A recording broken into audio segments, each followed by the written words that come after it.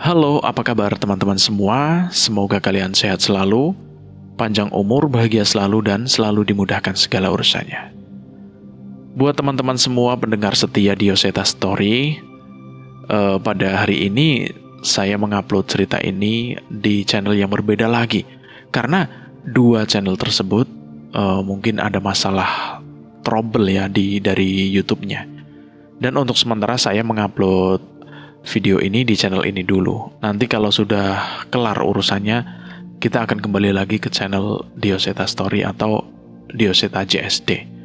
Jadi untuk teman-teman untuk sementara mendengarkan cerita ini di sini dulu, oke? Nah, buat kalian yang baru bergabung, silahkan klik tombol subscribe dan tombol loncengnya agar kalian tidak ketinggalan cerita terbaru dari channel ini. Oke, di sini saya mau menceritakan sebuah kisah Puri Jagat Sukma spesial chapter ya.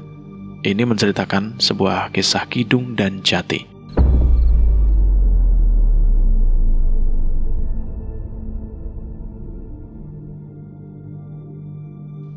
Sayangnya, tidak semua kehidupan yang datang ke dunia ditakdirkan untuk dilahirkan.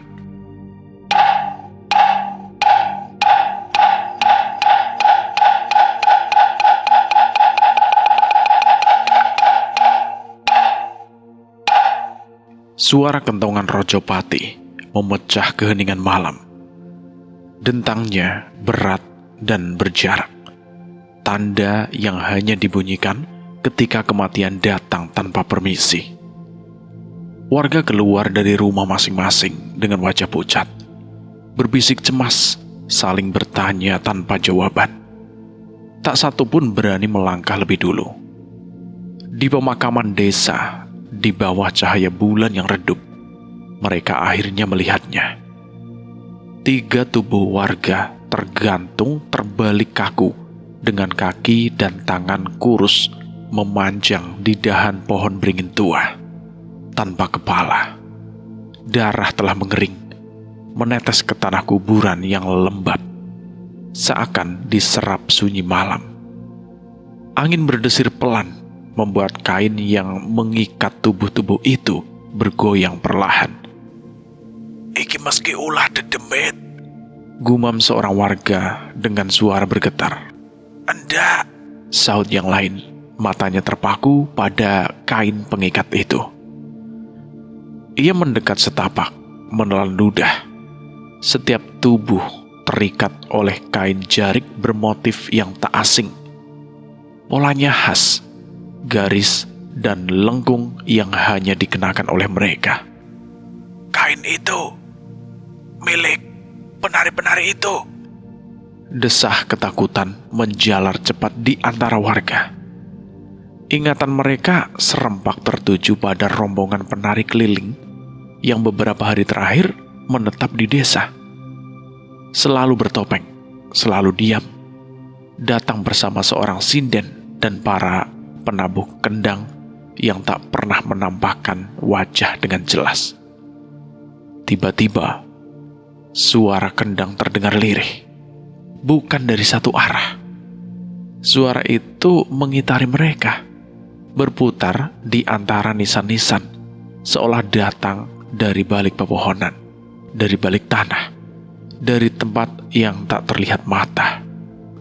Warga saling berpandangan, nafas tertahan. Tak satu pun dari mereka. Lalu, seperti ditelan kabut, bunyi kendang itu menjauh, semakin jauh, hingga akhirnya lenyap, menyisakan pemakaman yang kembali sunyi. Tanpa mereka sadari, sinden dan penari itu sudah mengincar desa lainnya. Penari bertopeng camar.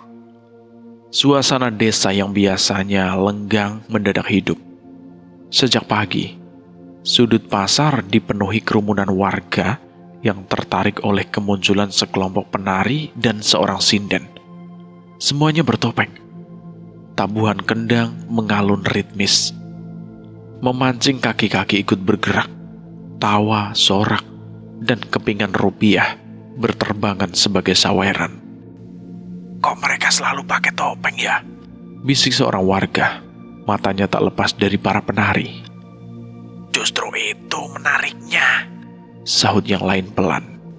topengnya bikin mereka kelihatan makin cantik, bikin penasaran. Tak ada yang tak terpukau. Gerak tari mereka lembut namun memikat, seolah punya irama sendiri yang sulit ditolak. Di balik pertunjukan itu, pabrik gula tua dan hutan kecil di kejauhan menjadi latar yang anehnya terasa begitu pas, terlalu pas. Seakan semua telah disiapkan. Usai pertunjukan, rombongan penari itu pergi tanpa pamit. Namun keesokan harinya, mereka muncul lagi di titik keramaian lain. Kadang di pasar, kadang di lapangan, kadang di balai desa. Kemanapun mereka berpindah, kerumunan selalu mengikuti. Seolah desa ini mulai berputar mengikuti langkah mereka. Bimo, gak ikut nonton toh? Seru seorang warga. Bimo yang tengah membonceng Asih di sepedanya menoleh sebentar. Nggak dulu ah, Asih sakit, mau tak bawa ke klinik. Jawabnya tergesa. Waduh, penting itu, hati-hati ngontelnya ya. Bimo mengayuh lebih cepat. Tangannya gemetar menahan cemas. Sesekali menoleh ke belakang, memastikan Asih baik-baik saja. Sesampainya di klinik, ia langsung menuntun istrinya masuk, menunggu dengan dada berdebar. Namun, kabar yang datang justru di luar dugaan. Mas Bimo gak perlu khawatir. Ujar dokter itu setelah memeriksanya. Bu Asih gak sakit. Ini bawaan bayi, sudah biasa. Ah, bayi? Dahi Bimo mengernyit, tidak percaya. Ia menoleh pada Asih. Asih mengangguk pelan, senyumnya bergetar menahan haru. Dek, kamu hamil toh? Suara Bimo nyaris berbisik. Serius, Dek? Ia tidak mampu menyembunyikan kebahagiaannya.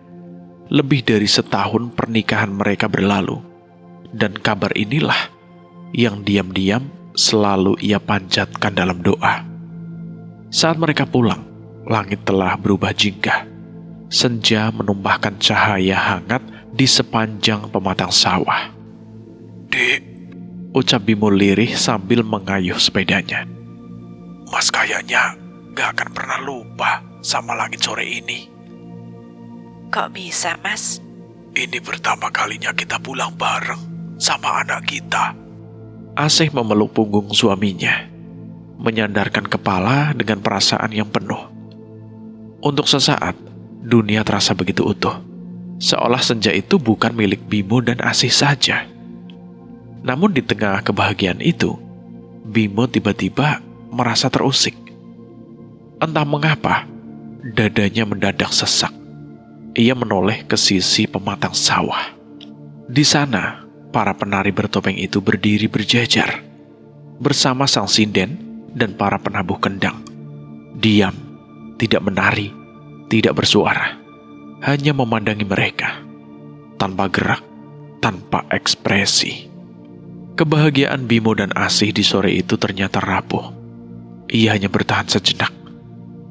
Memasuki bulan kedua, kabar yang datang justru merenggut nafas mereka.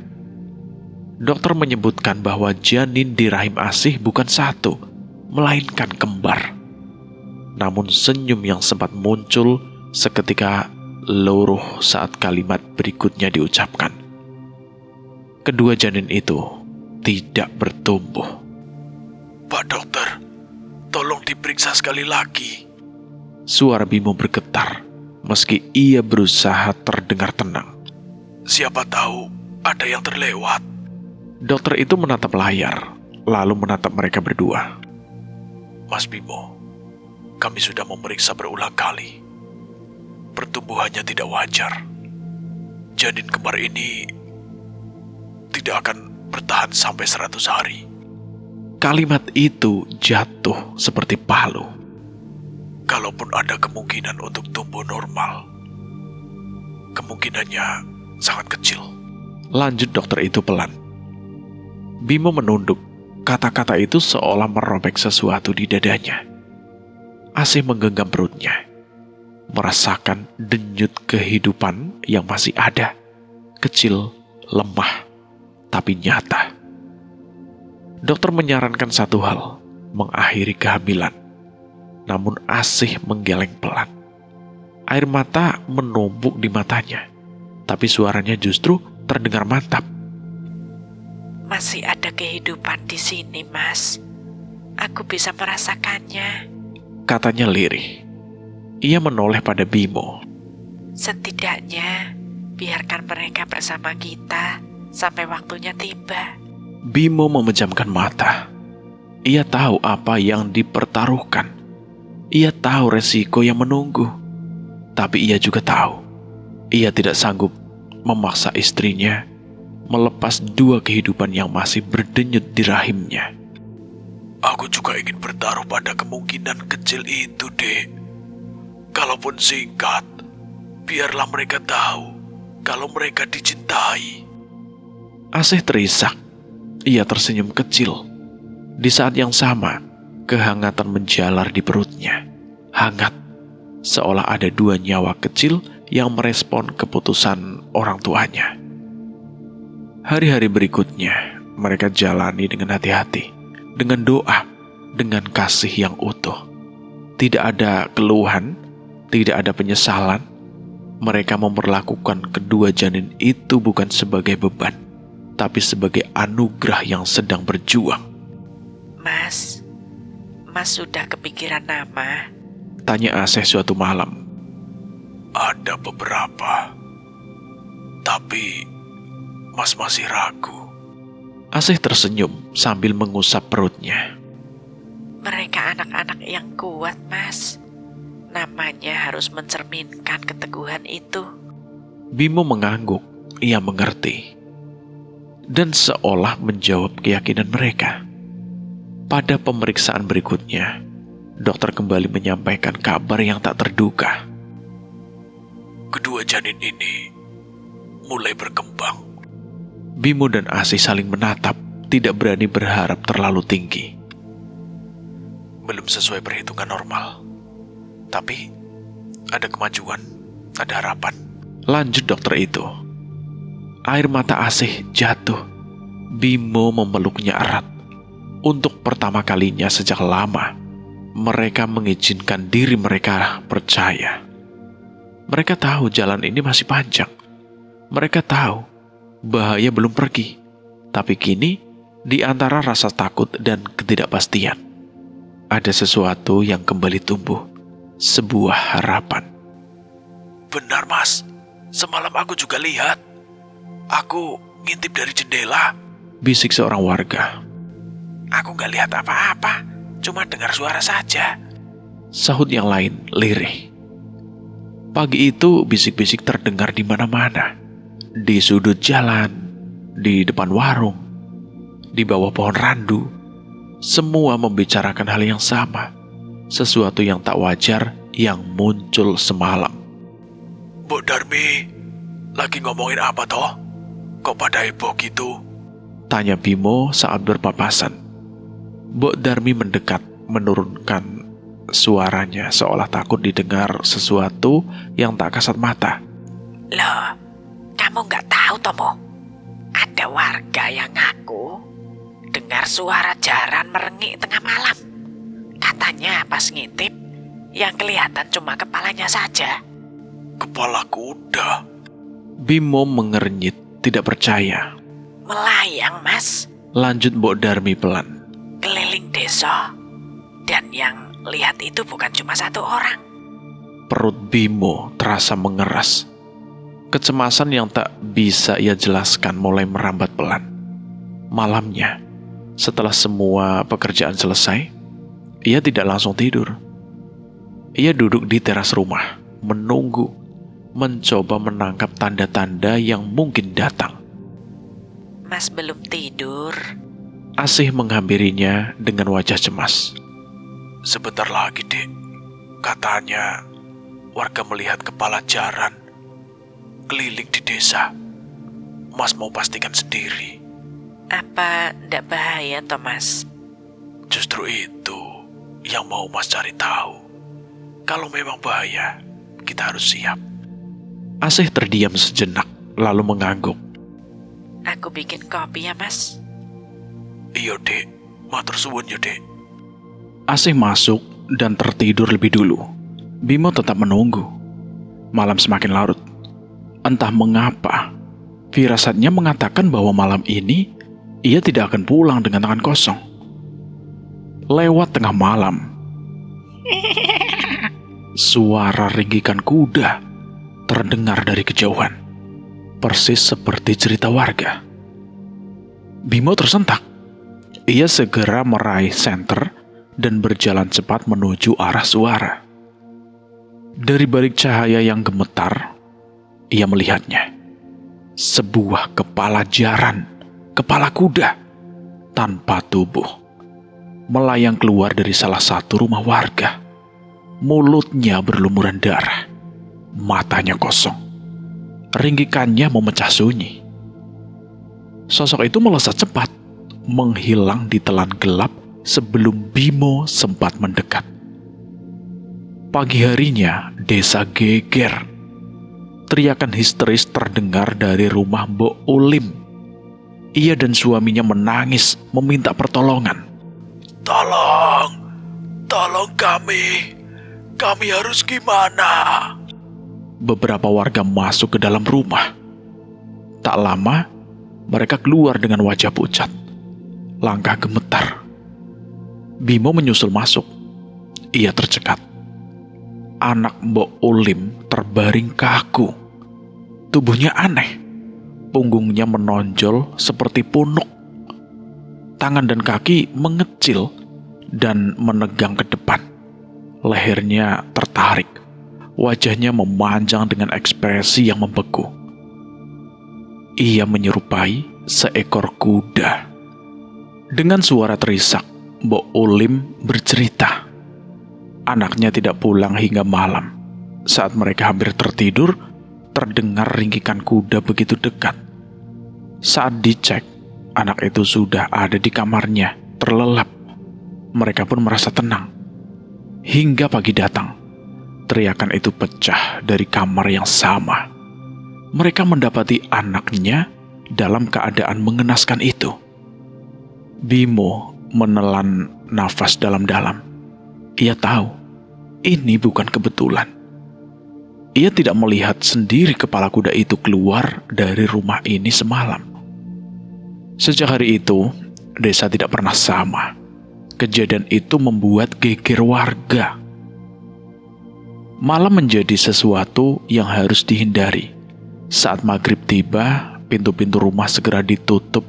Tidak ada yang diperbolehkan keluar tanpa pengawasan. Suasana desa menjadi semakin mencekam. Ketukan pintu terdengar pelan di pagi hari. Asih yang baru saja mematikan tungku dapur segera membasuh tangan dan membukakan pintu. Di hadapannya berdiri beberapa warga desa. Wajah mereka tegang, seolah membawa beban yang tak ringan. Pak Hari, tumben pagi-pagi. Sapa Asih mencoba tersenyum. Iya, Mbak Asih. Mas Bimonya ada? Jawab Pak Hari sungkan. Ada, Pak. Monggo pinara. Asih mempersilahkan mereka duduk. Tak lama kemudian, Bimo keluar dari dalam rumah. Begitu melihat siapa yang datang, ia sudah memahami maksud kedatangan mereka. Dadanya mengeras, tapi wajahnya tetap tenang. Ngapunten, Mas Bimo. Pak Hari membuka pembicaraannya. Kami sebenarnya sungkan. Kami tahu Mbak Asih sedang mengandung. Ia berhenti sejenak, menimbang kata-kata. Tapi korban di desa kita bertambah lagi. Bimo menghela nafas panjang. Kalimat itu seperti palu yang mengetuk dadanya pelan, tapi menghantam tepat di tengah-tengahnya. Saya mengerti, Pak. Saya juga tidak tinggal diam. Ujarnya akhirnya. Ia masuk ke dalam sebentar, lalu kembali dengan beberapa benda di tangannya. Begitu diletakkan di atas meja, suasana seketika berubah.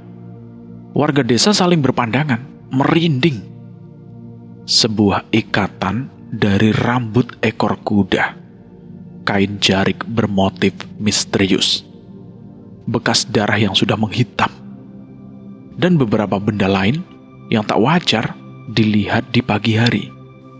Ini saya temukan di halaman rumah Mbak Ulim. Jelas Bimo. Yang ini di rumah warga lain. Walau begitu, tetap saja ada korban. Hening menyelimuti ruangan. Tak seorang pun menyangka Bimo sudah melakukan sejauh ini. Kami dan Pak Kades juga sudah meminta tolong orang pintar dari beberapa tempat. Lanjut Pak Hari. Tapi anehnya, begitu melihat kondisinya, mereka mundur. Kami harus bagaimana, Mas? Bimo menunduk sejenak. Dalam kepalanya, wajah Asih dan bayangan anak yang belum lahir saling bersilang dengan jeritan warga desa. Yang warga lakukan sudah benar. Jangan keluar malam. Perbanyak doa. Mengaji di rumah. Bersihkan halaman. Saya akan berusaha semampu saya. Baik, Mas Bimo. Baik. Kalau ada yang bisa kami bantu, bilang saja. Sahut Pak Hari. Mereka pun berpamitan. Namun belum melangkah pergi, Pak Hari menoleh kembali. Tapi Mas Bimo, apa mungkin semua ini ada hubungannya dengan penari-penari bertopeng yang belakangan sering muncul? Bimo terdiam sesaat. Entahlah, Pak.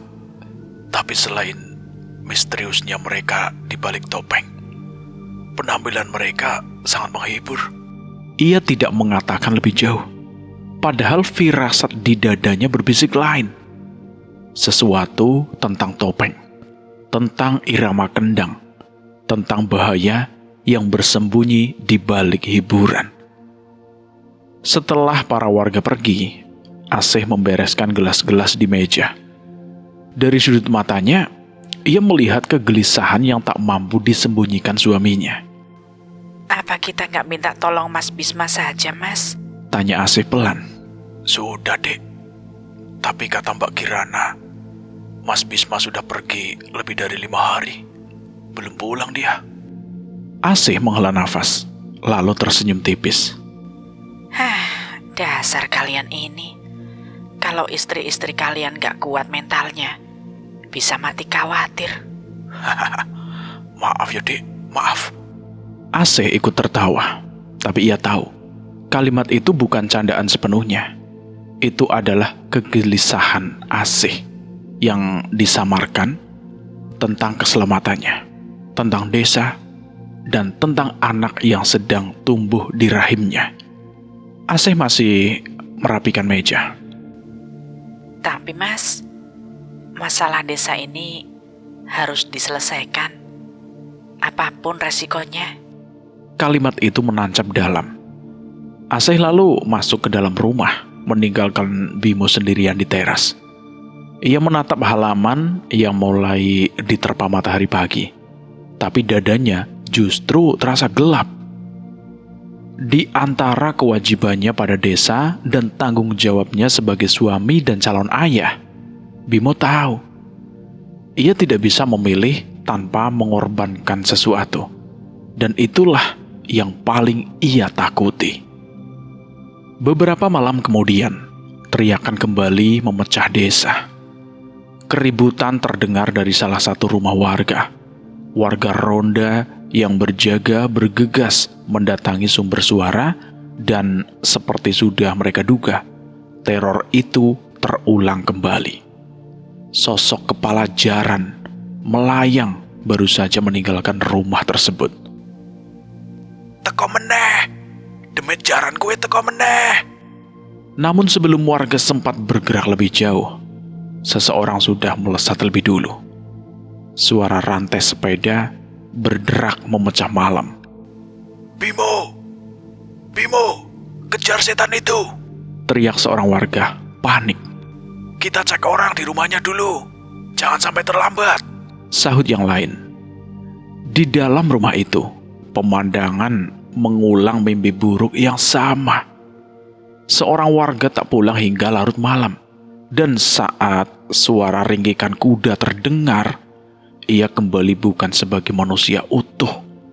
Tubuhnya kaku, punggungnya membungkuk, tangannya menegang ke depan.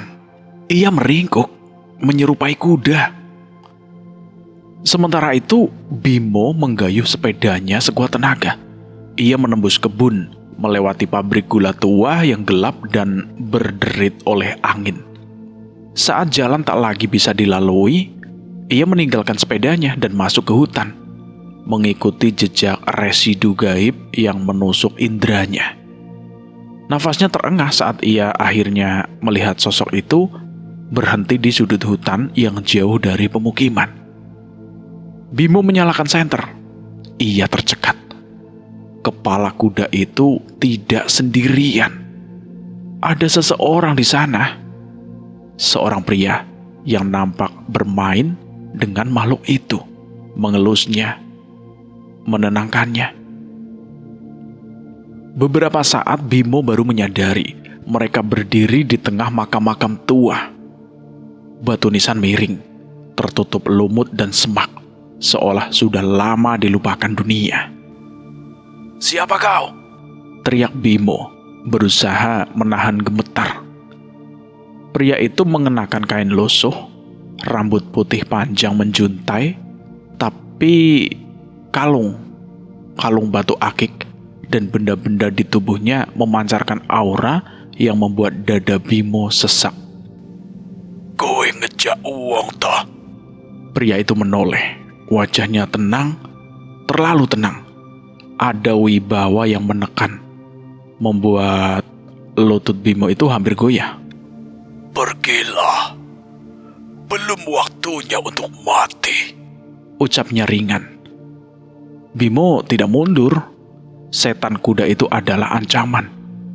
Ia tidak akan pergi begitu saja sebelum menangani makhluk yang meneror desanya itu. Mantra api ia bacakan.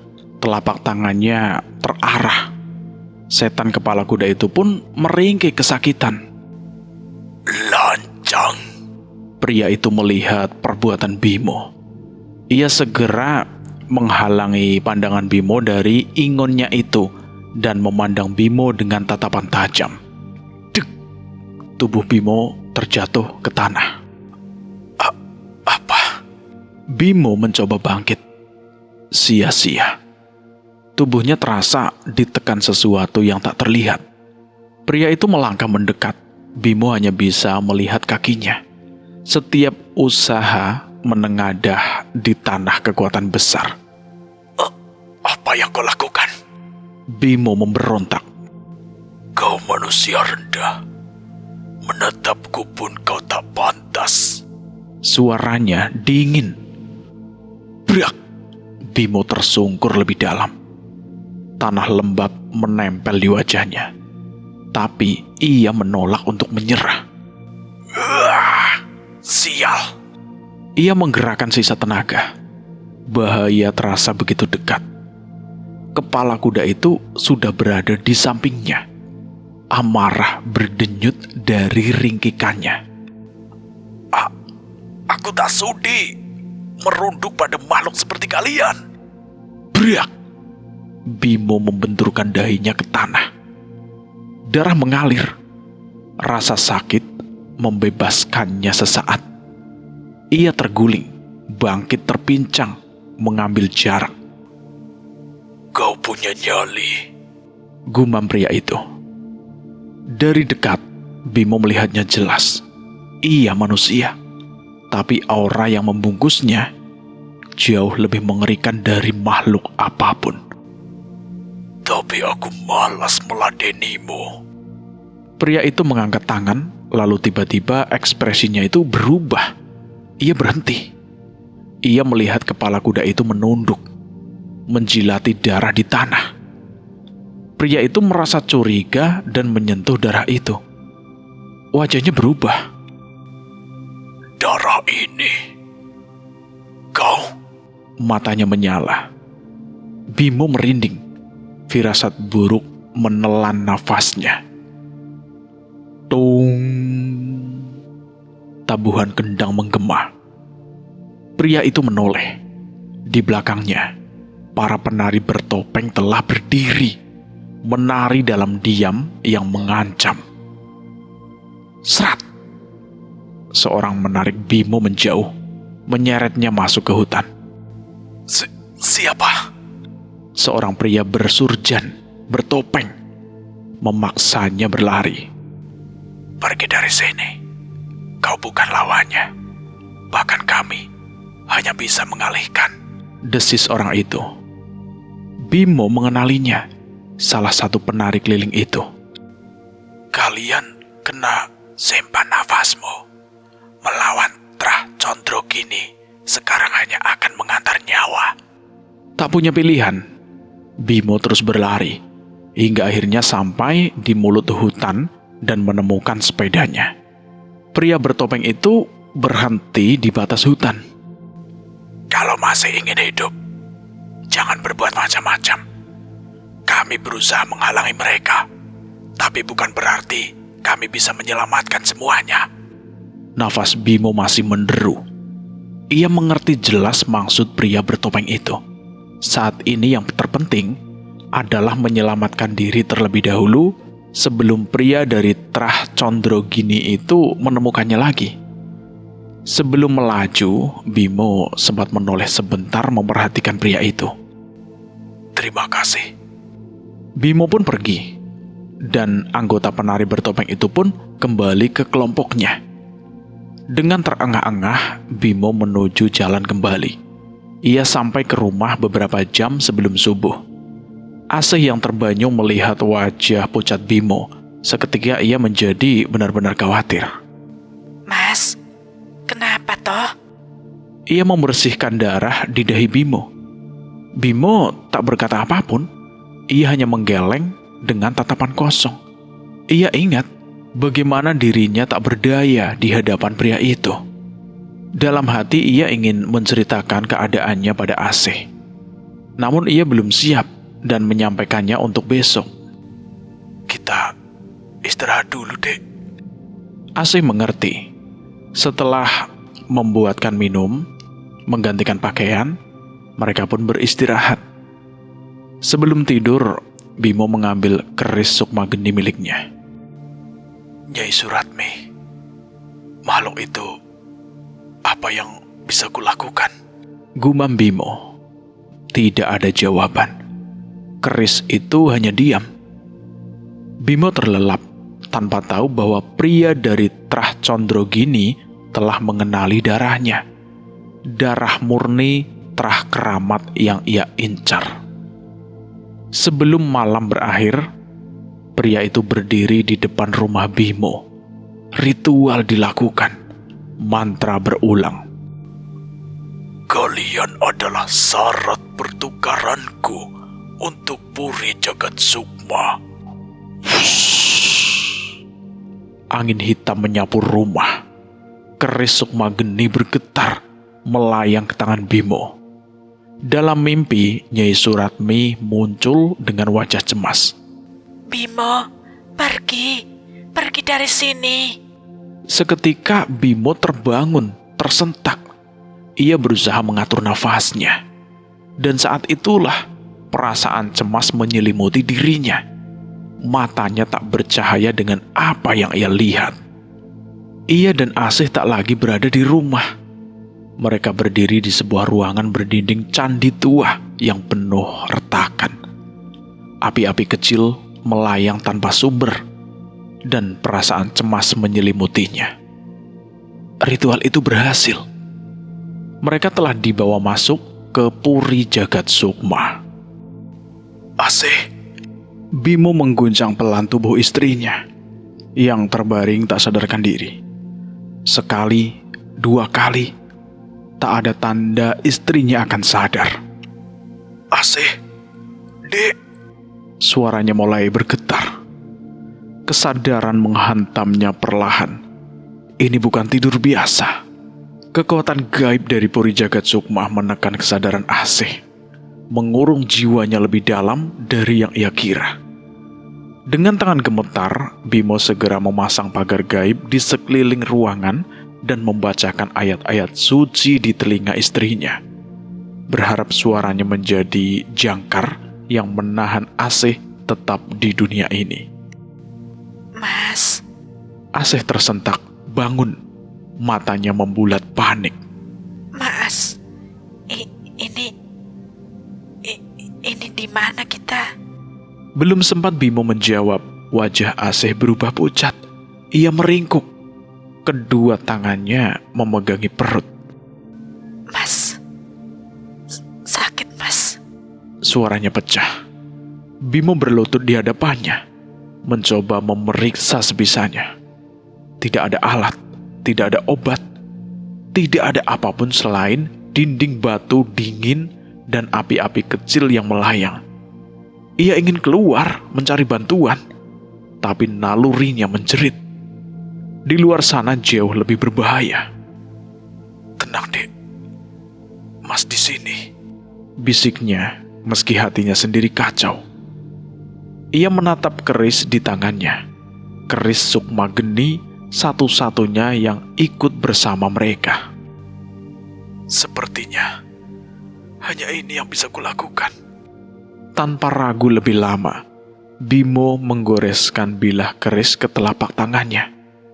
Darah menetes, menyentuh bilah keris, dan berubah menjadi api putih yang menyala lembut. Api itu menetes ke tubuh Asih, menyentuh rahimnya. Asih berteriak, panas menjalar. Bukan panas yang membakar, tapi kehangatan yang menenangkan. Kecemasannya mereda, meski rasa sakit belum sepenuhnya pergi. Tiba-tiba, keris itu bergetar. Sosok perempuan muncul perlahan dari bilahnya. Wajahnya teduh namun tegas. Ia segera merangkul Asih dengan penuh kelembutan. Nyai Suratmi. Bisik Bimo lega. Asih, Suara Nyai Suratmi menenangkan. tenang, tarik nafas, ikut aku. Asih menatap wajah itu. Entah kenapa merasa aman. Ia mengikuti aba-aba Nyai Suratmi, mengatur nafas, memeluk perutnya. Kalau kamu panik, anak-anakmu ikut panik. Kita tenangkan mereka bersama. Lanjut Nyai Suratmi, lembut. Asih mengangguk. Ia mulai tenang dan sakitnya perlahan mereda. Saat keadaan mulai terkendali, Nyai Suratmi meninggalkan Asih dan menghampiri Bimo. Aku akan menjaga Asih.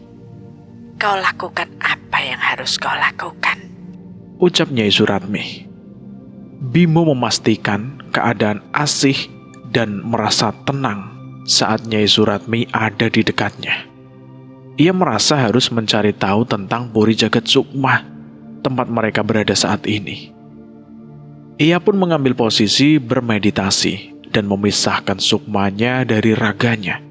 Dalam wujud sukma, ia semakin merasakan keberadaan sosok-sosok gaib yang begitu banyak di sekitarnya. Nyai, aku pergi. Dalam wujud roh, Bimo menemukan bahwa tempat itu adalah sebuah puri yang begitu besar, dengan berbagai ruangan yang dihuni makhluk-makhluk tak kasat mata yang mengerikan. Ia mencoba mencari manusia di tempat itu, namun sama sekali tak ada tanda-tanda makhluk yang bernafas di sana selain dirinya dan Asih.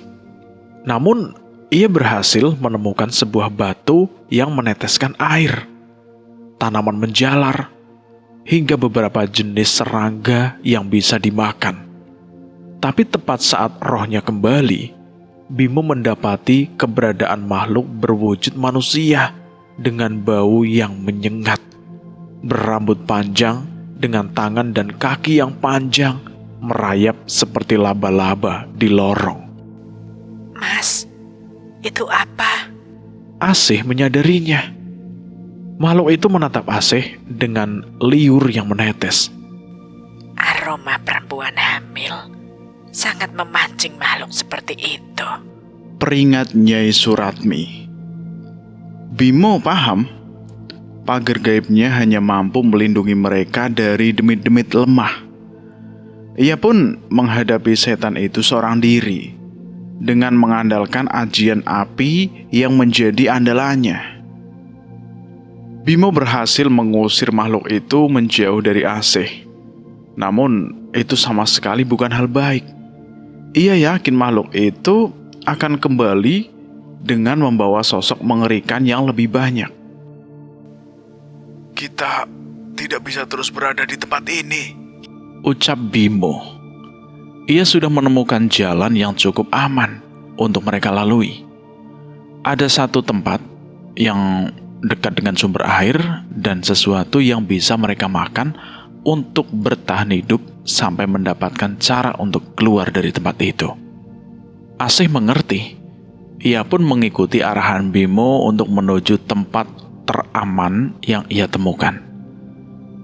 Hari berganti. Rasa cemas semakin melanda ketika mereka sama sekali tak menemukan cara untuk keluar dari tempat itu. Semakin mereka melangkah, semakin banyak makhluk yang mengetahui keberadaan mereka dan mengincarnya. Awalnya Bimo masih tidak mengerti apa yang menyebabkannya bisa terpidana ke puri itu. Namun Nyai Suratmi menceritakan bahwa ia merasakan energi besar yang muncul dari sebuah ritual pertukaran. Tuan dari demit jaran itu yang memindahkan kalian ke tempat ini. Mereka menukar kalian dengan sesuatu yang berharga dari tempat bernama Puri Jagat Sukma ini. tapi mengapa kami? Darah Sambara yang mengalir di tubuh kalian. Nyai Suratmi menyentuh perut Asih. Itu adalah sesuatu yang keramat untuk orang-orang tertentu. Bimo menunduk. Ia menghela nafas sambil menggenggam tangan Asih. Maaf Yode, kamu jadi terseret ke dalam masalah ini. Nggak apa-apa, Mas. Aku sudah menerima semua kemungkinan yang ada. Dan aku tahu pasti ada jalan keluar atas semua ini. Bimo bersyukur dengan jawaban Asih. Melihat keteguhan istrinya itu, keberaniannya kembali muncul. Sekali lagi ia menggunakan ilmu raga sukmanya untuk menjelajahi puri itu sekali lagi.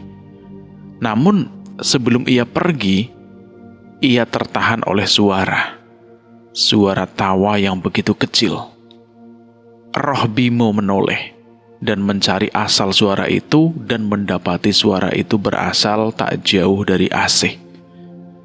Ia pun mendekat dalam wujud roh dan menemukan roh bayi kembar sedang bermain di sekitar Asih.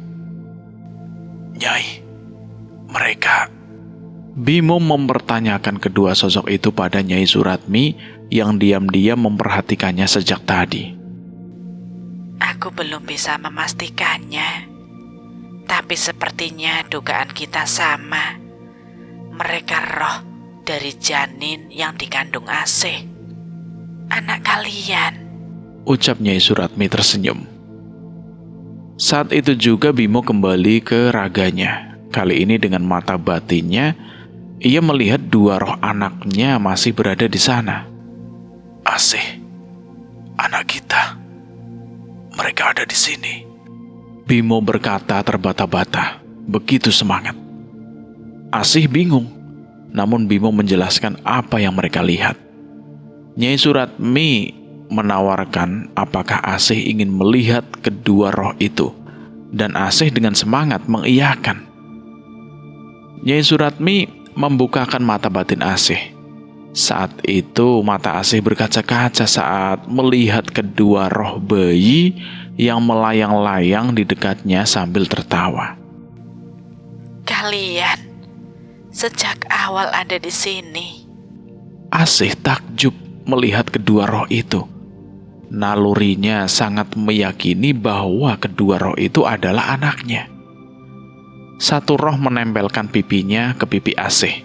Yang lain bersandar di dadanya seolah itu tempat paling aman di dunia.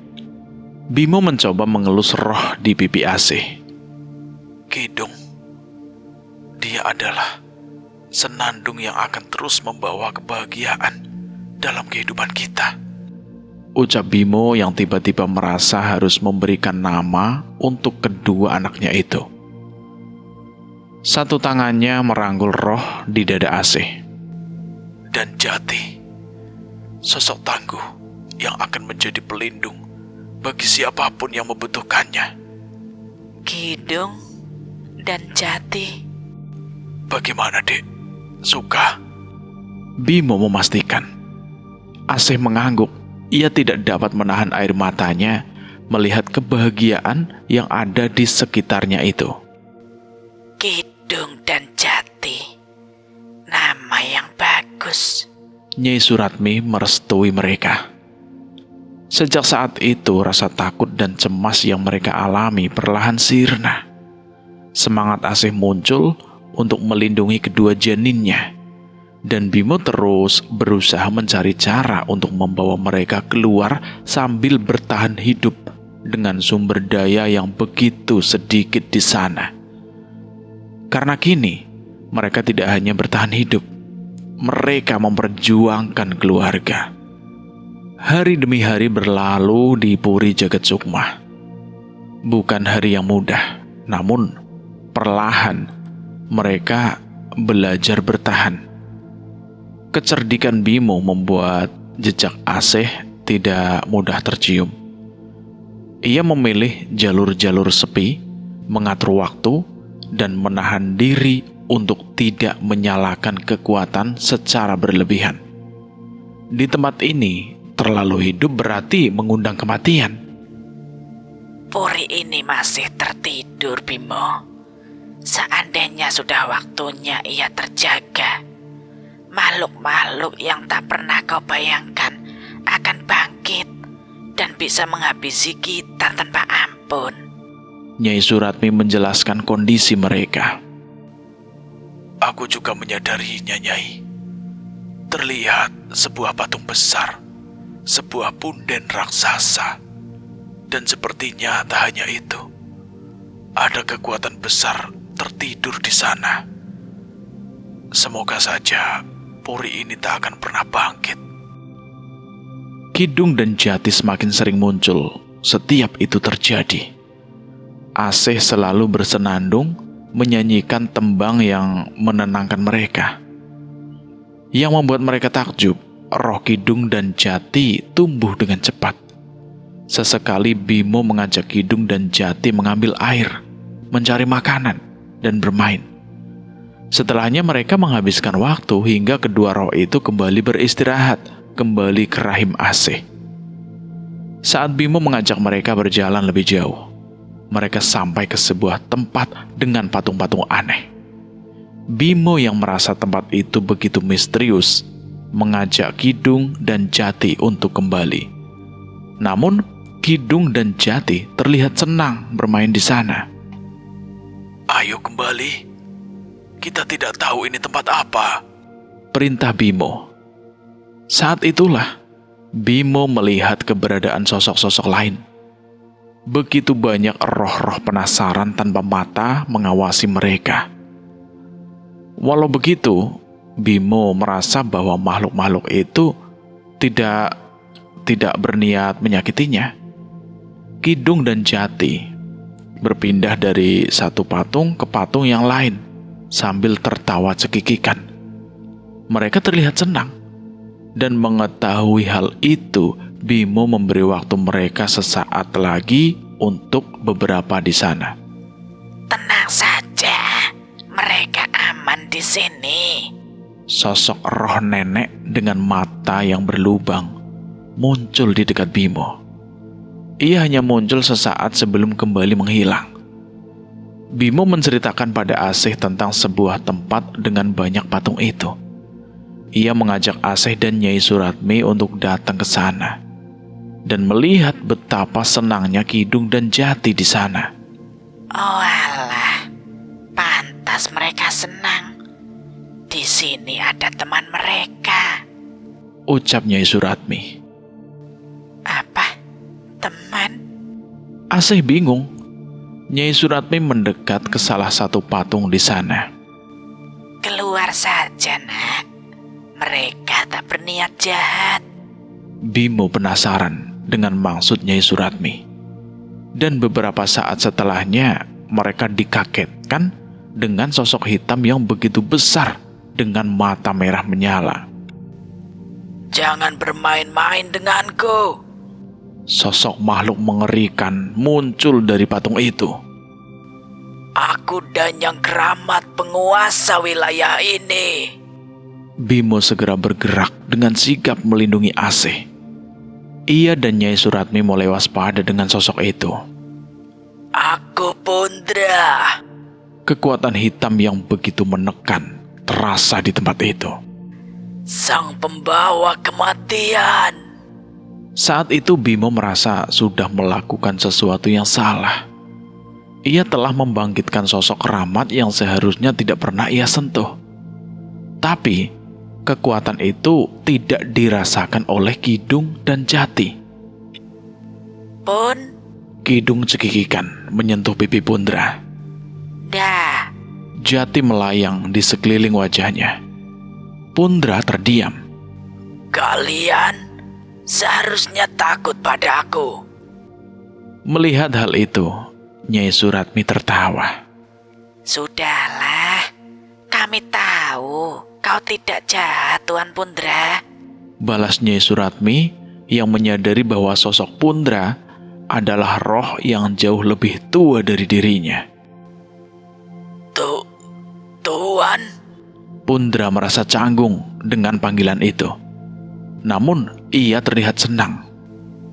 Panggil Pundra saja, tidak apa-apa. Melihat sikap makhluk besar itu yang berubah begitu saja, Bimo mulai menurunkan kewaspadaannya. Terima kasih sudah menemani Kidung dan Jati bermain. Asih mendekat kepada sosok itu. Tatapan Pundra bergetar melihat Asih. Ingatan lama Pundra dari masa-masa lalu seolah kembali. Ingatan seorang ibu. Saat itulah sosok Pundra tiba-tiba mengecil hingga menyerupai sosok anak laki-laki mengenakan pakaian khas seperti zaman kerajaan dulu. Ia menunduk malu melihat Asih. Bunda. Roh Kidung dan Jati terus menggoda Pundra. Dan kali ini ia tidak menyembunyikan lagi rasa senangnya. Pundra mengacuhkan Asih, Bimo, dan Nyai Suratmi dan terus bermain bersama Kidung dan Jati.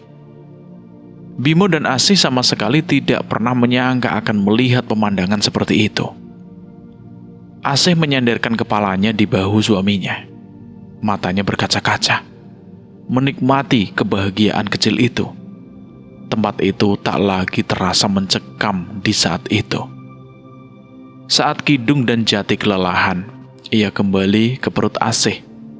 Pundra kecewa, namun ia paham bahwa roh kecil itu tidak memiliki banyak tenaga untuk berada di luar tubuhnya. Bimo, Asih, dan Nyai Suratmi pun berpamitan dari tempat misterius itu.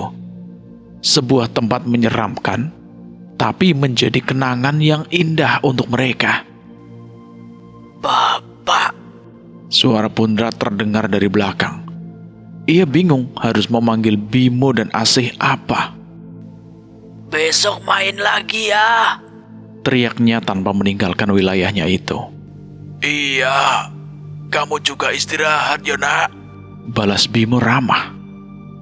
Sejak saat itu wilayah Pundra menjadi tempat bermain bagi mereka. Roh Kidung dan Jati semakin bertumbuh.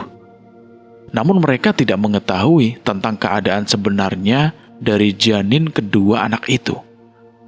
Bimo bahkan mengajarkan permainan-permainan kampung untuk mereka mainkan. kejar-kejaran, petak umpet, gobak sodor, dan berbagai permainan yang membuat Pundra merasa begitu senang setelah ratusan tahun berada di sana. Bapak, ada permainan apa lagi? Besok kita main yang lain. Rengek Pundra saat Bimo berpamitan. Masih banyak, Nak. Besok Bapak ajarin main jaga benteng, yo.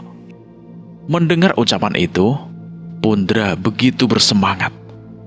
Ia melambaikan tangannya, menghantarkan kepergian Bimo bersama Kidung dan Jati. Ia menantikan hari esok, di mana ia akan kembali bermain dengan senang bersama Kidung, Jati, dan seseorang yang ia anggap sebagai ayahnya. Namun saat kembali, Bimo melihat Asih semakin kurus. Hatinya teriris. Makanan yang ada tak cukup waktu mereka menipis. Dan benar saja, itu adalah pertemuan terakhir mereka dengan Pundra. Waktu pertukaran sudah dekat. Trah Condrogini harus memastikan mereka mati. Dan kebahagiaan kecil itu ternyata hanyalah jeda sebelum badai. Sambara, keluar kau! Teriakan itu mengoyak kesunyian Puri Jagat Sukma. Bimo tersentak bangun, jantungnya berdegup liar. Tanpa menunggu, ia segera memisahkan sukmanya, menyusuri sumber suara itu. Apa yang ia lihat membuat nafasnya tercekat. Seseorang telah memasuki Puri. Bukan satu, tapi ada beberapa orang. Mereka mengenakan pakaian ritual serba hitam. Tubuhnya penuh aksesoris pusaka yang berkilau dingin. Di belakang mereka, roh-roh manusia berdiri menunduk, kodam yang terikat paksa. Kalian tidak mati, Teriak salah satu dari mereka. dan kami dikorbankan ke tempat ini untuk membunuh kalian. Bimo melihat beberapa orang mengenakan pakaian ritual serba hitam dengan aksesoris pusaka yang berkilau. Ada beberapa roh manusia berada di belakang mereka, kodam yang mendampingi mereka. Cari mereka. Perintah salah satu dari orang-orang Trah Condrogini itu. Bimo buru-buru kembali. Ia menggeser batu besar untuk menutup tempat mereka bersembunyi dan menceritakan semuanya pada Asih dan Nyai Suratmi. Cepat atau lambat, tempat ini akan ketahuan, Mas. Kita harus bertaruh. Asih mencoba memberikan keberanian kepada Bimo. Bertaruh jika kita menemukan kemungkinan, Dek. Tapi pencarianku selama ini nihil. Jelas Bimo. Nyai Suratmi memikirkan berbagai kemungkinan. Dan ia menemukan satu hal. Setiap tempat keramat pasti memiliki inti, jantung, atau pusat dari kekuatan. Jika kita bisa menemukannya, dan dengan keberadaan orang-orang itu, mungkin kita bisa keluar dengan memanfaatkannya. Wajah Bimo terlihat bingung mendengarkan penjelasan Nyai Suratmi. Memanfaatkannya. Pertukaran, Bimo. Mungkin saja kita bisa menumbalkan mereka sebagai cara untuk membawa kita keluar. Jelas Nyai Suratmi. Apa? Tumbal? Kalau kita lakukan itu, apa bedanya kita dengan mereka? Benar, Nyai. Kita harus cari cara lain. Nyai Suratmi hanya menggeleng. Maaf, bisa-bisanya aku berpikir seperti itu. Kegelisahan mereka memuncak, dan tak ada satupun jalan keluar yang terpikirkan oleh mereka. Setidaknya jika kita bisa menemukan pusat dari puri ini, kita bisa menemukan sesuatu. Ucap Asih. Benar. Hanya itu yang terpikirkan saat ini. Keputusan besar pun mereka tentukan saat orang-orang dari Trah Condrogini itu mulai mencari ke arah mereka. Mereka pun meninggalkan tempat persembunyian itu dan memusnahkan jejak. Berbekalkan air dan bahan makanan seadanya, mereka menjelajahi setiap sudut mengerikan dari puri itu. Keberadaan Asih sangat mudah diincar oleh roh di sekitar mereka. Bau wanita hamil sangat menggiurkan bagi para dedemit. Nyai Suratmi berusaha menyamarkannya, namun Bimo masih harus berusaha menghadapi setan-setan yang tak bisa mereka tipu. Cerak! Cerak! Tanpa mereka sadari, tiba-tiba ada langkah kaki yang mendekat dan muncul dari salah satu persimpangan. Salah satu orang dari Trah Condrogini menoleh dan menemukan mereka. Woi, bangsat! Jangan lari kau, Sambara! Teriaknya mengejar. Bimo memastikan orang itu hanya seorang diri, dan saat itu ia memutuskan untuk menghadapinya. Kami tidak punya masalah dengan kalian. Kenapa kalian mencelakai kami? Teriak Bimo. Brak! Pukulan Bimo menghantam wajah pemuda itu. Namun pemuda itu malah tertawa menyapu darah di mulutnya. Kalian seharusnya mati saja. Cuma itu tugas kalian. Pemuda itu membalas serangan. Mereka beradu pukulan sampai pemuda itu mencabut kerisnya dan mengarahkannya pada Bimo. Ambil darahnya, perintahnya. Bimo merasakan bahaya dari pusaka itu. Saat itu tangannya menggenggam wajah pemuda itu dan menggunakan mantra api untuk membakarnya. Blar! Api menyala dari telapak Bimo dan membakar wajah pemuda itu. Bangsat! Kurang ajar! Bimo tahu pertarungan mereka tidak akan berlangsung singkat. Tak lama teman-temannya pasti akan menyusul. Ia pun berpaling dan mengajak Asih untuk kembali berlari saat pemuda itu menahan sakitnya. Jangan kabur kau, Sambara. Kalau kau tidak mati sampai saat pertukaran, ritual Banyu Sedo akan menghabisi seluruh manusia yang ada di tempat ini. Teriak pemuda itu. Mendengar perkataan itu, Nyai Suratmi menoleh dengan wajah cemas. Nyai, Bimo penasaran dengan perubahan ekspresi Nyai Suratmi. Ritual Banyu Sedo. Jika ritual itu dilaksanakan, tak akan ada yang selamat di tempat ini. Kalian ataupun mereka.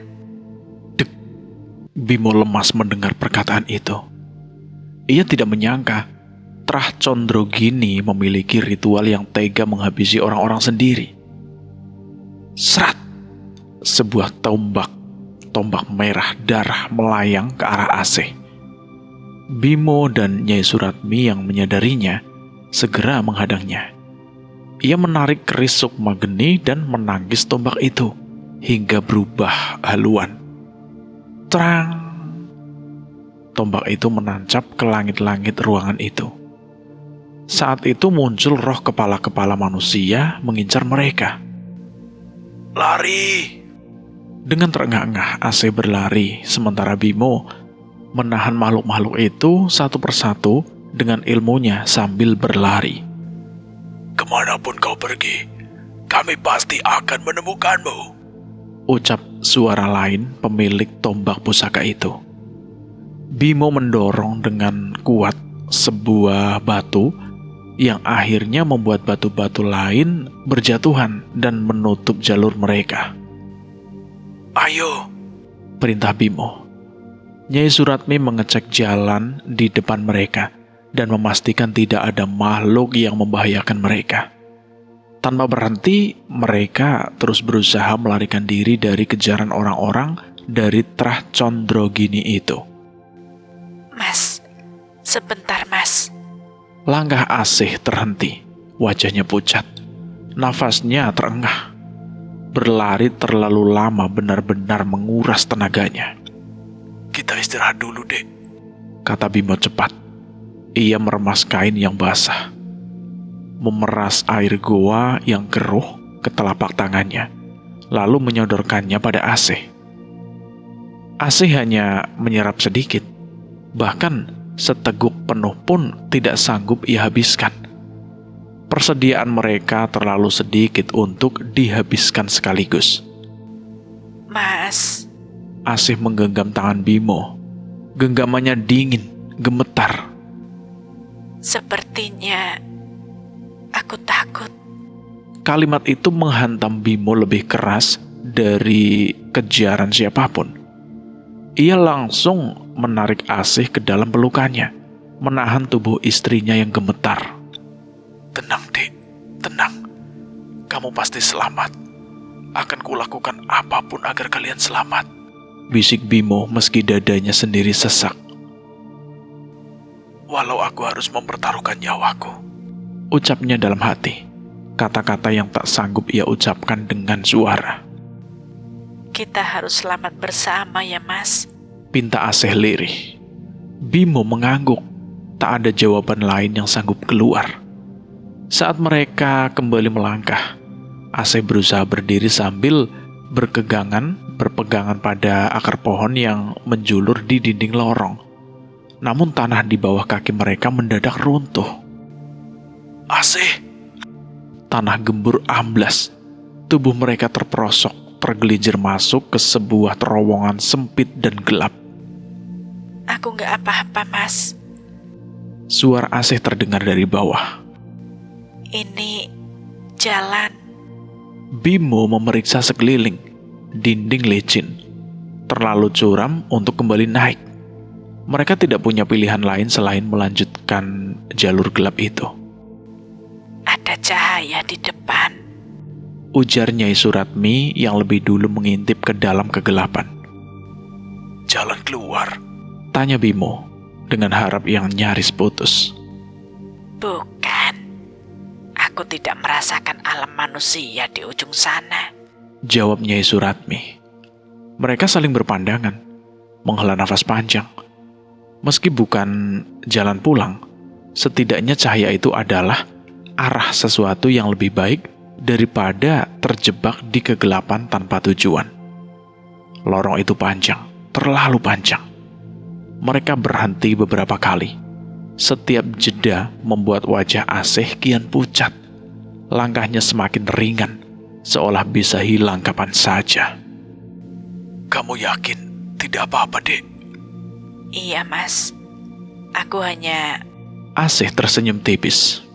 Hanya apa? Asih menunduk, suaranya hampir tidak terdengar. Hanya takut. Besok Kidung dan Jati tepat berumur 100 hari. Bimo merasa lututnya melemah. Kata-kata dokter itu kembali menghantam ingatannya. Tak akan bertahan lebih dari 100 hari. Jangan takut, Dek. Kidung dan Jati, mereka kuat.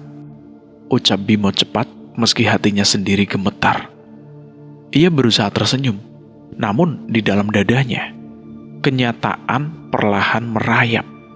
Roh Kidung dan Jati semakin jarang menampakkan diri. Dan untuk pertama kalinya, sejak mereka terperangkap di Puri Jagat Sukma, Bimo benar-benar takut.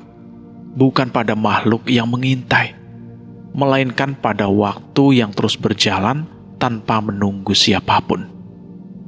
Mereka terus melangkah, namun lorong itu seolah tak berujung. Di satu sisi, ada sedikit rasa lega. Orang-orang dari Trah Condrogini tidak kunjung menemukan mereka. Namun di sisi lain, kenyataan tak bisa dihindari. Bekal mereka semakin menipis. Tenaga Asih kian terkuras. Dan waktu tak lagi berpihak. Kita istirahat dulu, Dek.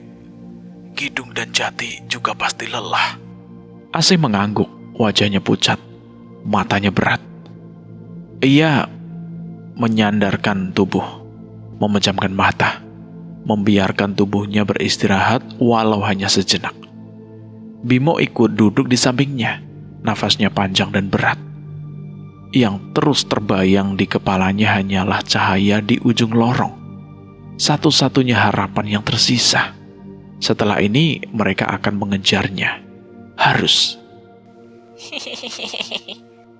Tawa kecil itu memecah kesunyian. Bimo dan Asih tersentak bangun. Di hadapan mereka, Kidung dan Jati nampak sedang bermain bersama Nyai Suratmi. Roh mereka tumbuh pesat, kini menyerupai anak kecil berusia 2 tahunan. Langkah mereka masih goyah, tawa mereka jernih. Kidung, Jati. Air mata Asih jatuh tanpa bisa dicegah. Namun berbeda dengan Asih, jantung Bimo justru berdetak keras karena ia melihat sesuatu yang menyesakkan. Cahaya roh Kidung dan Jati mulai meredup. Menyadari orang tua mereka telah terjaga, Kidung dan Jati berjalan tertatih menghampiri, lalu memeluk mereka. Kalian sudah sebesar ini. Asih merangkul mereka. Memeluknya tak benar-benar menyentuh, namun kehangatan itu nyata, seperti cinta yang menemukan jalannya sendiri. Kidung memanjat tubuh Asih, lalu berhenti di depan wajahnya. Bibir mungilnya bergerak, berusaha keras untuk membentuk suara. Ibu. Iya, Nak. Iya, ini Ibu. Suara Asih pecah. Jati menyusul, menirukan dengan tawa kecil. Ibu. Ibu. Bimo tersenyum meski matanya basah. Kalau itu Asih menoleh ke Bimo. Bapak. Kedua roh mungil itu mendekat. Bapak. Bapak. Bapak. Kidung memeluk Bimo. Jati mengulang dengan gembira. Nyai Suratmi memalingkan wajah, menahan getar di dadanya. Ada kebenaran yang seharusnya ia sampaikan. Namun, ia memilih menundanya. Momen ini terlalu berharga untuk dirusak. Kidung dan Jati terus bermain. Tubuh orang tua mereka menjadi dunia paling aman. Namun perlahan, cahaya mereka semakin tipis. Mas, Ucap Asih pelan, tanpa menoleh. sudah waktunya ya. Bimo mengangguk. Tak ada kata yang sanggup keluar. Kita jangan sedih. Lanjut Asih lirih. Asih ingin mereka melihat kita bahagia dengan keberadaan mereka. Bimo mengerti. Maka mereka tersenyum, mereka tertawa. Mereka menyimpan air mata di dalam dada. Dan Bimo merasa lega, karena Kidung dan Jati tidak pernah merasakan sakit, takut, atau kejamnya dunia. Yang mereka kenal hanyalah cinta. Saat sosok Kidung hampir tidak terlihat, dada Asih seperti dihantam keras. Kidung, Jati, Asih meraih udara kosong. Ibu sayang kalian. Ibu sangat sayang kalian. Walau kalian tak pernah terlahir ke dunia, kalian tetap anak ibu. Anak-anak ibu yang paling ibu cintai. Bimo memeluk Asih dari belakang, menahan tubuh istrinya yang gemetar. Ibu. Kidung menyentuh wajah Asih, seolah menyeka air matanya. Bapak akan menyelamatkan ibu. Jadi kalian tenang ya. Bapak. Jati menempelkan dahinya pada ayahnya. Sebentar, sangat sebentar. Nyai Suratmi melangkah mendekat. Bimo, Asih, sudah saatnya. Mereka mengangguk. Dengan hati yang berat, mereka melepaskan Kidung dan Jati. Kedua roh itu melayang mendekati Nyai Suratmi. Kalian beruntung. Kalian punya orang tua yang tangguh. Ucap Nyai Suratmi lembut. Tawa kecil terdengar, lalu memudar. Bimo melantunkan doa, ayat demi ayat. Suaranya gemetar. Asih mengikuti, memastikan anak-anaknya pergi tanpa rasa takut. Tapi sebelum cahaya itu lenyap, Kidung, Jati. teriak Asih kembali mencoba mengejar, lalu berhenti. Kedua roh itu menoleh. Ibu ikhlas. Kata-kata yang singkat. Saat itu senyum terindah merekah di wajah Kidung dan Jati. Dan di saat yang sama, sesuatu di dada Bimo perlahan sembuh, walau tak akan pernah utuh kembali. Di tempat itu roh Kidung dan Jati pergi dengan tenang. Ritual Banyu Sedo. Bimo, ritual sudah dimulai. Teriakan itu membangunkan Bimo dan Asih dari kelelahan yang menekan tubuh mereka. Keduanya terjaga dengan nafas tersengal. Ingatan tentang persiapan dengan Kidung dan Jati masih begitu hangat dan perih di dada mereka. Tanpa menunda, Bimo memisahkan sukmanya dari raganya. Bersama Nyai Suratmi, ia mengintai pergerakan Trah Condrogini. Di tengah ruang ritual, 3 tengkorak manusia telah disusun membentuk formasi keramat. Wajah orang-orang yang mengelilinginya nampak tegang dan gemetar. Namun mereka tetap melanjutkan ritual menggunakan darah mereka sendiri.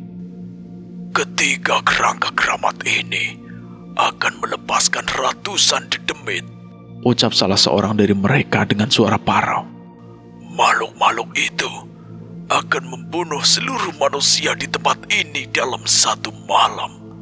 Setelahnya, mereka akan berdiam selama 100 malam, memastikan tak ada satupun manusia yang tersisa. Ia menatap rekan-rekannya. Apa kalian siap? Tunggu! Seorang pria dengan wajah terbakar melangkah maju. Suaranya bergetar. Apa kita harus mati? Bukankah kita bagian dari Trah Condrogini? Serat.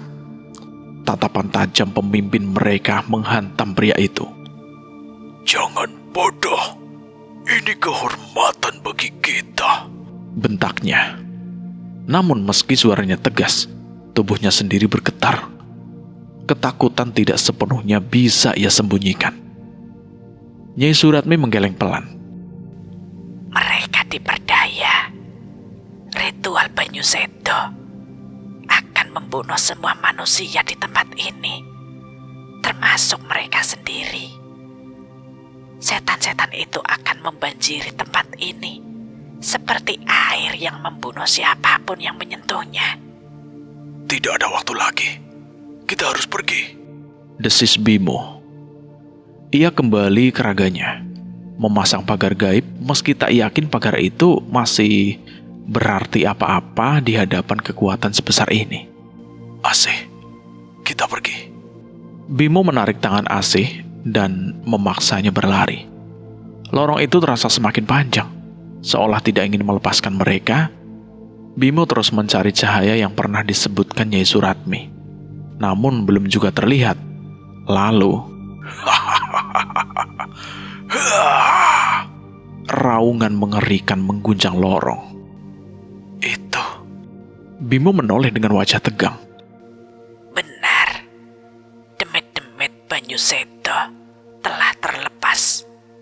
Pergi. Mereka berlari sekuat tenaga. Nafas Asih mulai tersendat. Tubuhnya semakin lemah. Bimo menahan panik, terus memapahnya. Dan tepat saat Asih nyaris tak sanggup melangkah, Di sana. seru Bimo. Ia melihat cahaya di ujung lorong.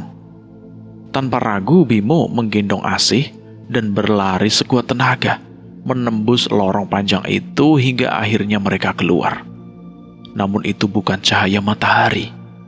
Yang menyambut mereka adalah kobaran api merah menyala di antara akar-akar pohon raksasa yang menjulang seperti dinding alam. Ini tempat apa? Tanya Asih dengan suara gemetar. Bimo mengedarkan pandangan. Dadanya masih naik turun. Entah. Tapi rasanya tidak semenyeramkan tempat sebelumnya. Api merah itu tak berkedip. Ia bernafas. Bimo baru menyadarinya ketika udara di sekeliling mereka berdenyut, seolah dinding-dinding akar raksasa itu ikut hidup, ikut mendengar. Api itu bukan sekedar nyala, ia adalah jiwa, salah satu jiwa puri jagat sukma, tempat segala permohonan pertukaran disampaikan, tempat janji-janji dibayar dengan darah. Mas, api itu menatap kita. Suara Asih bergetar. Nyai Suratmi mengangguk pelan. Benar, disinilah pertukaran dilakukan. Puri ini tidak meminta doa, ia meminta harga. Suara geraman muncul dari kegelapan. 1, 2, banyak. Bayangan bergerak di antara akar-akar. Setan-setan Banyu Sedo yang terlepas mulai mendekat. Mereka mencium nyawa. Mereka tahu waktu hampir habis. Bimo berdiri di depan Asih. Ia mencabut keris sukma geni dan mengangkatnya ke arah api. Ia merencanakan pertukaran. Seharusnya pusaka ini cukup untuk menukar nyawa. Ambil ini. Bimo membawa pusaka itu pada kobaran api hidup itu. Tapi api tidak bereaksi. Nyai Suratmi menunduk, mendekati Bimo. Keris itu terikat pada sukma sambara, Bimo. Pusaka itu bukan milikmu sepenuhnya. Ia tak bisa menjadi bayaran. Bimo menggertakkan gigi.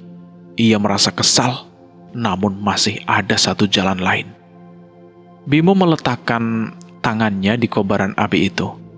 Dan api itu menyambut dengan sebuah kobaran. Kalau begitu, ambil aku. Aku yang tinggal. Asih keluar. Ia melangkah maju. Tidak, jangan berani-berani memutuskan itu sendirian. Asih menarik lengan Bimo dari kobaran api. Bimo tidak lagi menahan rasa cemasnya. Matanya berkaca-kaca. Tapi aku suamimu, Asih. Tugasku melindungimu. Bentak Bimo, matanya basah. Plak! Asih menampar Bimo begitu saja. Dan aku istrimu. Asih membalas dengan suara pecah. Asih meringkuk, tak mampu menahan air matanya. Aku tak akan hidup dengan menukar nyawamu. Keheningan terjadi sesaat. Tak ada satupun dari mereka yang menemukan cara untuk keluar dari sana. Saat itu getaran hebat merambat dari perut Asih. Mas, sakit. Ia meringkuk. Asih merasa kesakitan sejadi-jadinya. Ia tidak mampu untuk berdiri lagi. Nyai Suratmi langsung bergerak. Bimo, sudah waktunya. Janin Kidung dan Jati, mereka harus keluar. Jeritan Asih menggema. Lebih menyakitkan dari apapun yang pernah Bimo dengar. Sementara itu setan-setan mulai menerobos lingkar ruang. Cakar-cakar hitam menembus bayangan. Tahan mereka. Aku akan membantu Asih. Perintah Nyai Suratmi. Bimo menoleh. Tidak ada pilihan lagi. Eyang, Asih harus selamat. Pinta Bimo. Bimo tidak pernah setakut ini sebelumnya. Air mata dan keringat dingin mengucur di tubuhnya. Pasti. Nyai Suratmi mengangguk. Bimo tahu, amalan api yang ia andalkan tidak cukup untuk menahan makhluk-makhluk itu. Yang ia bayangkan saat ini hanyalah ajian yang belum sepenuhnya ia kuasai. Ilmu api keramat yang memurnikan jiwa. Ilmu api yang memulihkan kutukan. Namun cukup kuat untuk mensucikan arwah penasaran dan membakar setan-setan itu. Nafasnya tersengal. Tubuhnya bergetar. Geni, bara, loka. Api putih merah menyembur dari tanah, membentuk dinding sementara. Setan-setan menjerit, namun terus menekan. Ajian itu tidak stabil. Ia tahu ini hanya soal waktu. Gwrrr. makhluk berwujud setan buas memasuki ruangan itu. Namun Geni Baraloka Bimo membakarnya dan memusnahkannya. Beberapa roh lain menyusul, namun Bimo sama sekali tidak membiarkan mereka melewatinya. Asih, kuatkan dirimu. Teriak Bimo untuk menunjukkan bahwa ia masih berada di sana. Asih berteriak, menjerit. Rasa yang begitu sakit terasa saat ia mencoba mengeluarkan janin itu dari rahimnya. Kamu kuat, Asih. Kamu juga bagian dari kami, keluarga Sambara. Nyai Suratmi terus menuntun Asih. Duar, duar. Gelombang setan-setan itu semakin berdatangan. Ledakan api terdengar di sekitar mereka. Tanda api Bimo beradu dengan makhluk-makhluk itu. Dan Bimo pun hampir mencapai batasnya. Sampai suara Asih menjadi hening. Di belakangnya, Nyai Suratmi memapah Asih. Tangisan Asih berubah menjadi helaan panjang, sunyi, ketika dua jasad kecil keluar dari rahimnya. Tak ada tangisan bayi, tak ada nafas, hanya keheningan. Bimo berbalik, dan dunia seperti runtuh. Asih menggenggam kain yang membungkus dua jasad kecil itu. Wajahnya kosong, lalu ia menangis tanpa suara. Aku ingin menguburkan mereka di dunia luar dengan layak. Dinding Geni Baraloka mulai retak seperti hati Bimo saat melihat kedua jasad janin anak-anaknya itu. Setan-setan perlahan mulai berhasil menembus. Bimo menutup mata. Ketika membukanya, keputusan terburuk dalam hidupnya telah akhir. Maafkan aku. Biarkan aku yang menanggung dosa ini, katanya lirih. Ia mengangkat jasad Kidung dan Jati, janin yang membawa darah Sambara, keturunan keramat. Ia pun pergi menghadap api jiwa Puri Jagat Sukma. Ini bayarannya. 2 jasad untuk 2 nyawa. Asih tersentak. Mas, Asih mengerti seketika. Tubuhnya gemetar hebat. Ia sama sekali tidak menyangka Bimo akan mengorbankan jasad Kidung dan Jati. Jasad dari anak-anak yang mereka sayangi. Jasad dari kedua roh yang menyayangi mereka dengan tulus. Menemani mereka di tempat yang begitu mencekam. Jasad dari roh yang tawanya tak akan pernah mereka lupakan. Tapi Asih melihat Bimo. Itu adalah langkah putus asa yang tak ada jalan lain baginya untuk menyelamatkan mereka semua. Lalu, Asih pun mengangguk. kalau yang kita lakukan ini adalah dosa, aku menanggungnya bersamamu. Teriak Asih. Nyai Suratmi melangkah maju. Sebagai roh leluhur Sambara, ia menerima jasad itu dengan tangan bergetar namun teguh. 2 jasad untuk 2 kehidupan, Ucapnya ke arah api. Api itu mengangguk. Cahaya membara menyilaukan. Setan-setan menjerit terbakar. Dinding ruang bergetar seolah akan runtuh. Tepat sebelum kegelapan menelan mereka. Bimo terbatuk. Tanah basah menyentuh telapak tangannya. Namun matanya terganggu oleh cahaya remang yang terlihat mendadak. Cahaya bulan purnama, udara malam, pepohonan, bau tanah dan daun. Mereka muncul di alas Kedaton. Mereka kembali ke alam manusia. Bimo menarik nafas panjang saat menyadari Asih terbaring lemah dalam pelukannya. Wajahnya pucat, tubuhnya dingin, namun dadanya masih naik turun. Asih hidup. Namun rasa lega itu belum sempat benar-benar mengendap ketika suara langkah terdengar dari balik pepohonan. Seseorang keluar dari bayangan. Pakaian ritual, tatapan dingin, aura yang tak asing. Terah Condrogini. Pria itu tersenyum tipis. Kalian tetap akan Serat! Sebuah bayangan melesat secepat kilat. Kilau pusaka menghujam tepat ke dada pria itu. Tubuhnya terhuyung, darah muncrat, nafasnya terputus. Bimo menatap sosok penyerang itu dan jantungnya berdegup lega. Mas Bisma. Bisma Sambara berdiri tegak, keris masih tertancap. Kerja bagus, Bimo. Aku sudah menunggumu lama. Ucapnya tenang. Sosok yang dilumpuhkan oleh Bisma masih bernafas. Ia berusaha bangkit dan menarik kerisnya. Trah Condrogini tidak akan memaafkan kalian.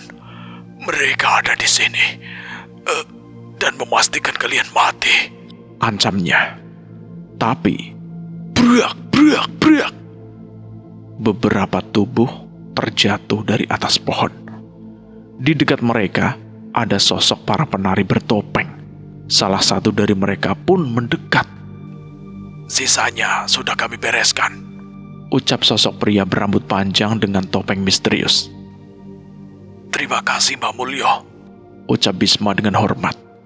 Ia pun kembali pada tubuhnya dan dengan sopan menyambut Mbah Mulyo. Mas, kau kenal mereka? Tanya Bimo. Baru saja aku bertemu mereka saat mencari kalian ke desa. Mereka orang-orang dari Trah Sekar Moyo. Jelas Bisma. Aku tak mengenali mereka sepenuhnya. Tapi setidaknya saat ini tujuan kita sama. Menghadapi orang-orang dari Trah Condrogini. Bimo menyandarkan Asih ke tempat yang nyaman. Ia mendekati sosok bernama Mbah Mulyo itu ditemani Nyai Suratmi. Maafkan kami. Sempat kami kira kalian yang menyebabkan teror di desa. Ucap Bimo. Itu wajar. Kalian tidak salah. Kami melakukan ritual pada korban-korban Trah Condrogini yang meninggal agar roh mereka tidak dijadikan tumbal. Mbah Mulyo menunjukkan ikatan kain misterius yang selalu ia ikatkan pada korban tumbal itu. Oh, begitu rupanya. Ucap Bimo. Bisma menjelaskan bahwa Trah Condrogini yang meneror desa Bimo sudah pergi. Ritual besarnya telah memberikan apa yang ia butuhkan. Mbah Mulyo juga sudah memulihkan kutukan demit jaran di desa Bimo dan korban-korban mulai pulih. Tapi kita tak akan tahu kapan orang itu akan kembali lagi. Saat itu, ia pasti akan lebih sulit untuk dihadapi. Ucap Mbah Mulyo. Mbah Mulyo pun berpamitan. Ia tidak berniat berhubungan lebih dalam dengan mereka. Saat geger telah terjadi, kuharap Sambara tak hanya berpangku tangan. Banyak nyawa yang akan dipertaruhkan di sana. Ucapnya sebelum menghilang bersama para penari lainnya. Trah Sekar Moyo. Mereka bukan orang-orang biasa. Gumam Bisma. Aku berhutang nyawa 2 kali pada mereka. Ucap Bimo. Nyai Suratmi merangkul Bimo dan Bisma. Tumbuhlah jadi manusia yang kuat. Mendekatlah dengan Sang Pencipta. Kalian sudah melihat begitu banyak hal yang di luar nalar manusia. Siapa lagi yang bisa menyelamatkan kalian selain Yang Maha Kuasa? Ucap Nyai Suratmi yang wujudnya mulai memudar. Terima kasih, Eyang. Aku dan Asih mungkin tak akan bisa bertahan di sana tanpa Eyang. Balas Bimo. Eyang Suratmi mengangguk. Rohnya memudar dan kembali pada keris Sukma Geni. Bimo dan Bisma menatap jauh ke arah Puri Jagat Sukma. Istana purba yang tersembunyi di balik bukit dan hutan. Sunyi. Tak terasa apa-apa. Tak ada yang akan menyangka. Di sanalah kekuatan-kekuatan tertua di tanah Jawa tertidur. Apa di dalam semengerikan itu? Tanya Bisma. Belum pernah aku memasuki tempat semengerikan ini, Mas. Semoga kebangkitan puri itu terjadi bukan di zaman manusia masih ada. Ya, semoga saja. Bimo menggendong Asih yang belum sadarkan diri. Mereka melangkah meninggalkan alas Kedaton, meninggalkan luka, dosa, dan kenangan yang tak akan pernah benar-benar hilang. Dan di bawah cahaya bulan purnama, mereka memilih untuk tetap hidup. Sosok roh berwujud anak kecil itu melayang-layang di dalam puri jagat sukma. Suaranya lirih, bersenandung, seperti biasa mencari dua teman kecil yang selalu datang bermain bersamanya. Bapak, Kidung, Jati. Tidak ada jawaban. Untuk pertama kalinya sejak ratusan tahun, Pundra meninggalkan wilayahnya. Ada kegelisahan yang tak ia pahami, sesuatu yang menggerogoti dadanya. Perasaan bahwa kebahagiaan kecil itu telah direnggut. Perjalanan panjang, sunyi, hingga akhirnya ia tiba di satu tempat yang membuat seluruh puri bergetar pelan. Api jiwa puri jagat sukma. Api itu menyala lebih besar dari sebelumnya, dan di sekitarnya dua nyala baru muncul. Dua api kecil keramat, berdenyut lemah, namun syarat kekuatan. Pundra mendekat. Saat itulah ia mengerti. Api itu bukan sekedar api. Nafas Pundra tersendat. Dadanya bergemuruh. Wujudnya bergetar hebat ketika ia melihat kebenaran yang tak bisa ditolak. Jasad janin Kidung dan Jati telah dijadikan tumbal. Darah mereka menjadi bayaran. Pengorbanan mereka membuka jalan keluar bagi kedua orang tua mereka. Sesaat dunia terasa runtuh. Lalu amarah itu datang. Bukan kemarahan kecil seorang anak, melainkan amarah dari seorang danyang yang kehilangan lagi satu-satunya cahaya di hidupnya. Kalian, Suaranya bergetar, pecah oleh amarah. kalian, orang tua biadab. Pundra berusaha mendekat, tangannya terulur, ingin memeluk jasad kedua temannya itu. Namun api jiwa itu membakar wujudnya, memaksa ia mundur dengan jeritan tertahan. Rasa sakit itu tidak sebanding dengan luka di hatinya. Kidung, Jati. Teriaknya menggema ke seluruh penjuru puri jagat sukma. Dinding-dinding puri bergetar, patung-patung tua merintih. Api jiwa membumbung liar, merespon amarah tuannya. Kebahagiaan singkat itu kini berubah menjadi dendam yang membara. Cerita ini selesai tamat sampai di sini. Bagaimana menurut teman-teman semua tentang cerita ini? Silahkan tulis di kolom komentar. Buat teman-teman yang baru bergabung di channel ini, silahkan klik tombol subscribe dan tombol loncengnya agar kalian tidak ketinggalan cerita terbaru dari kami. Saya mohon maaf jika ada kesalahan kata. Saya pamit undur diri.